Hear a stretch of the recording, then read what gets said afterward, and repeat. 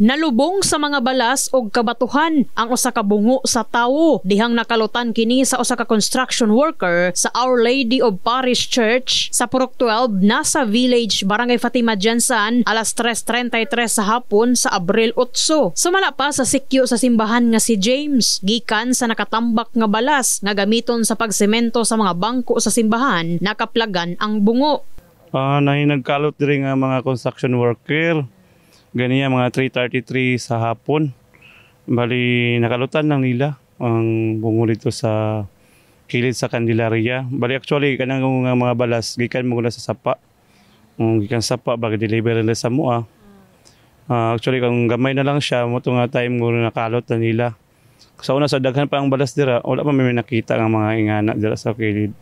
Sigon ni James, sobra na usa ka tuig nga nakatambak ang balas sa nisgutang lugar gikan sa pag-deliver. Wala sila magdahom nga mao kini ang ilahang makaplagan sulod mismo sa simbahan sa unang higayon. Gani, gilayon sab nga giampuan sa pare ang lugar. First time po nahitabo sa mua nga nakuanda sa kilid sa Candelaria. Gito nga bungo unsay forma nakakulob Bali nakakulob siya man pagkakita sa mga labor. Wala man po sa 4 years ko sobra diri nga duty sa Fatima Parish.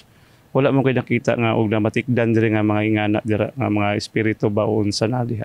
Pero ang kuan gina mo mga 90 to 100% gikan gina sa balas ma'am nga gidam padalon diri sa mua. Matud sab ni Police Major Wesley Matiliano, hepe sa Fatima Police Station, giturn over na nila sa Soko ang bungo aron masuta kung kinsa kini. So, asuspend na to is nakalotan lang to siya, na siguro na-appeal sa baha, ikan sa mga bukid-bukid o sa mga neighboring provinces na so, karon na paginahulat ang kuha na nasabit naman nato sa Soko for forensic examination. So, ato lang ginahulat ang result din na nagtapot sa other provinces, if ever ba na may mga reported missing sila for the past few months or year ba. So far, wala ma-reported sa to rin na missing na person for the past months o tuig. Nanawagan si Police Major Matiliano sa publiko nga nawad-an og kabanay, mamahimo lang matud pa nga mudangop sa ilahang buhatan. Ever man nga makabalita sila o makabalo sila nga regarding ani nga napadiskubihan, so mahimo lang na pwede sila nga mo ato sa police station for possible na identification o maka-extend po regarding sa bahin ani kung ever mga may nawala sa member sila nga pamilya. In the heart of changing lives, kini si Brigada Enami Mugpon sa Brigada News Jansan, Brigada News.